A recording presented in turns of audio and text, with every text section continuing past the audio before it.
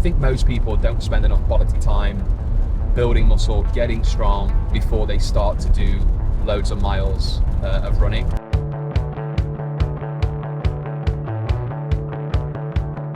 Because a lot of the time at the Hyrox is we hear a lot of people coming off the stations and then not being able to run to their pace. So they've trained running and maybe like into the stations, but not a lot of people train the stations straight into the running.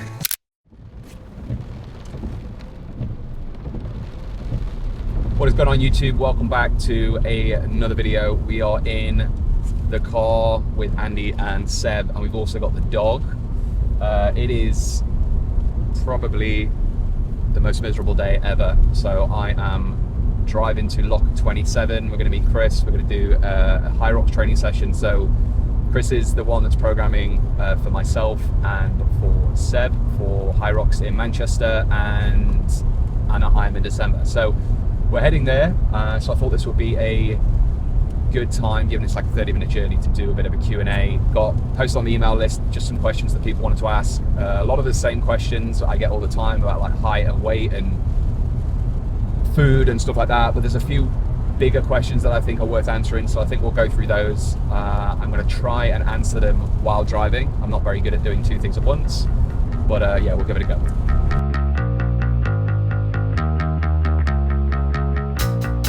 Would I consider doing an Ironman, and if so, would I be worried about losing muscle and size? I think if you were to ask me that question many years ago, the answer would be no, because I'm worried about losing muscle and size. What I kind of feel is more important is, you know, new challenges, performance, getting fitter, not just aesthetics. So I think if I was to do one, and I would love to do one, don't get me wrong, I don't think I would be overly worried about losing muscle and size. I know that kind of comes with the territory.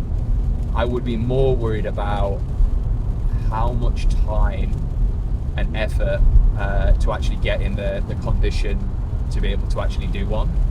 You know, I mean, these are like what, 10, 12, 15 hours worth of swimming, cycling and running. So for me, losing muscle and size wouldn't be an issue. I would still keep strength training in there, still keep food, you know, super high quality, eat plenty of food. But I think what I would be more worried or be more challenged by would just be the amount of volume and time and effort that it takes to be able to do one well. So, you know, anyone that's done an Ironman watching this or is considering doing one, like, hat off to you. I think it's, you know, a phenomenal feat to be able to achieve if you do it. So maybe I start with a marathon, you know, do 1/3 of it before I start to do all three. But yeah, I would definitely consider it. I think it's on the bucket list. I would love to do it. I just need to be well prepared for it. Have I ever suffered from body dysmorphia, and if so, how did I overcome it? So when I got this question, I had to think about it for quite a long time, because I would say I still suffer with body dysmorphia to an extent. It's nowhere near as bad now as what it was when I was in my earlier days competing. And I think I said to you last week, didn't I? Said, like, I got lean, you know, several weeks ago for a 90-day cut, and I was a little bit worried about increasing calories and, you know, focusing more on performance now rather than aesthetics, because I felt like I wouldn't be as lean, and I was looking in the mirror and I felt a little bit more watery, even though I felt a little bit bigger. So I think a lot of it is in my head. And, you know, when I was younger and I was competing and everything was about stepping on stage, being your leanest, comparing yourself to 10, 15 other people that were competing, I used to have a really tough time with, like, looking in the mirror and being disappointed some days with kind of what was looking back at me. So some days I'd be feeling great, some days I'd be feeling terrible, and I would kind of, you know, it would eat me alive. So, you know, I have had body dysmorphia quite bad in my sort of late teens, early 20s. It's definitely better now, but it's still there to an extent. But you know, I compare myself less now to what I looked like before. I definitely don't compare myself that much anymore to kind of what others look like. You know, that's totally out of your control.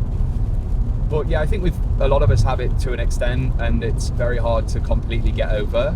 But I also think as well, like, the positive of that is, you know, you always want to push yourself, you always want to look better, you always want to do more, you always want to achieve more, and I think that's a good thing. But yeah, you don't want to get it to the point where it's consuming your life, and it makes you feel terrible, and everything you do just feels like you're not achieving anything even though you are. So yeah, I think if you have it right now, just try and look at the positive, which is you want to improve, you want to get better.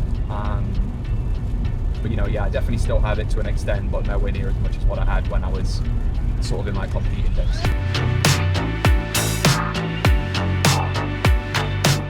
All right, guys, so we're at locker 27 in Weybridge. We just met up with Chris. Chris is going to be taking us through. Are you going to do it as well? What's wrong with it? Okay, we're all going to do it. So we're all going to do some Hyrox stuff. I think we're going to do some strength stuff. But the good thing about this gym is it's got everything we need. So we've got sled, we've got treadmill, so we can do a lot of the Hyrox things at the same time. I think the biggest issue that people find is they can't do sled, they can't do running, they can't do wall balls all at the same time. So anyway, we've come down especially today to be able to do that. So yeah, we'll be going through the workout, talking a little bit about what we're doing, why we're doing, how we're doing it, and yeah, a little bit behind the scenes of the training, and then I'll go through at the end with Chris what we're doing and kind of how he's getting myself and Seb ready for Hyrox in November and Hyrox in December. I'm spending money like I just got paid. $100 bills, tell them keep the change. Come on.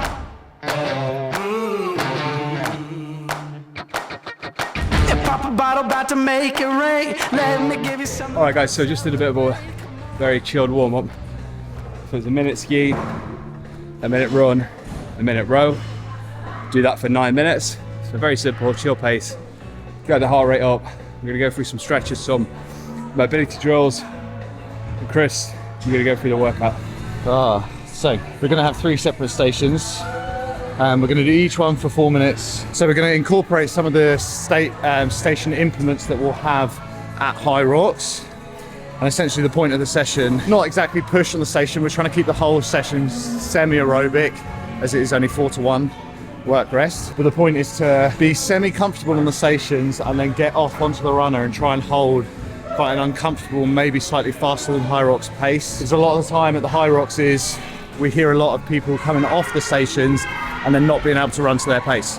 So they've trained running and maybe like into the stations, but not a lot of people train the stations straight into the running. So I'm going to say to the guys, the point is not necessarily to kill yourself on the stations for this session, but it's to complete them in a consistent amount of time and then hold a consistent, slightly faster than the Hyrox target pace on the runners. Because we're trying to get off the station and then hold maybe a slightly faster than the Hyrox pace on the run. Okay, so we go round in 3 again. Yeah, so you'll start on station A, I'll start on B, he'll start on C. Got it. We'll complete that station and then we'll rotate through. So we've got a station each. 4 minutes on, 1 minute off. Okay, Yeah. okay.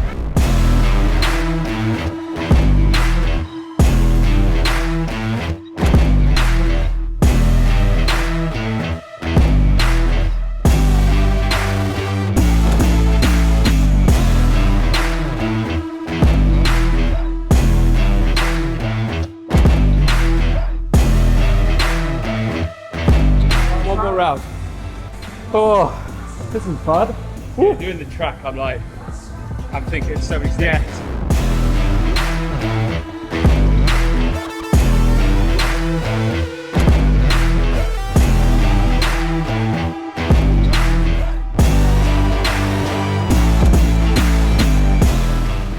45 minutes, 624 calories, 174 beats per minute. Oh, thanks, mate.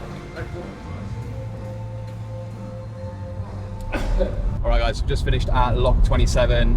Amazing gym. If you're in the Weybridge area, you should definitely go check it out. They've got everything: Olympic lifting platforms, assault runners, sled, great for Hyrox, strength and conditioning. I think they've even got like cable machines and stuff as well. So yeah, pretty good gym. So Lock 27, thanks for having us down. So yeah, we're just on our way back to central London, about 35 minute drive. So I thought let's do a few more Q&A questions. So yeah, what are they, Andy? So you want to get jacked, you want to get shredded, and you want to be a good runner at the same time. I would say focus on what is most important right now. So I think a lot of people mistake hybrid training right now, or getting into hybrid training and being able to do loads of running, loads of skiing, loads of rowing, and being able to build loads of lean muscle tissue when they get into it. The thing is, a lot of these guys, you know, like Nick Bear, you know, I'll refer to him because he's got an incredible rig. You know, he's got huge amounts of strength, super lean. But the thing is, he spent like 15 to 20 years building that, and now he's incorporated a lot of running on top of it. So I think if the goal is to build a lot of muscle, a lot of strength, a lot of size, you want to have that as your main focus with a little bit of running. But if you're somebody that has a decent amount of lean muscle tissue and you're still fairly lean, you know, you can kind of have your cake and eat it. You can have all three. But I think most people don't spend enough quality time building muscle, getting strong before they start to do loads of miles of running.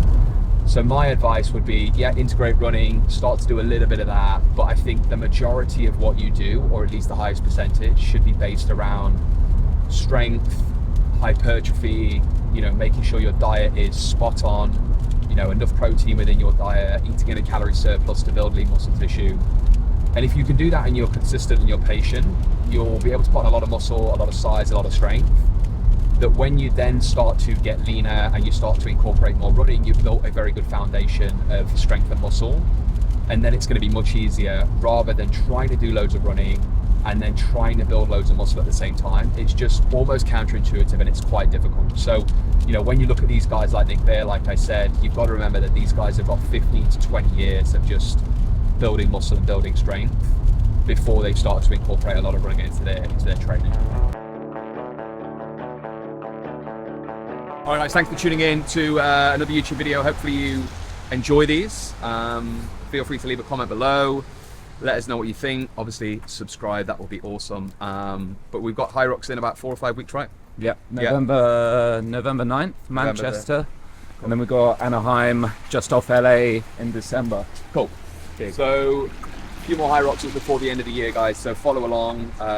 We post up a lot of workouts and stuff on Instagram and stuff as well. So yeah, we just want to document the journey, what we're doing, you know, building the business, building the body, all of that kind of stuff. So hopefully you find it useful. And yeah, that'll do. Peace out.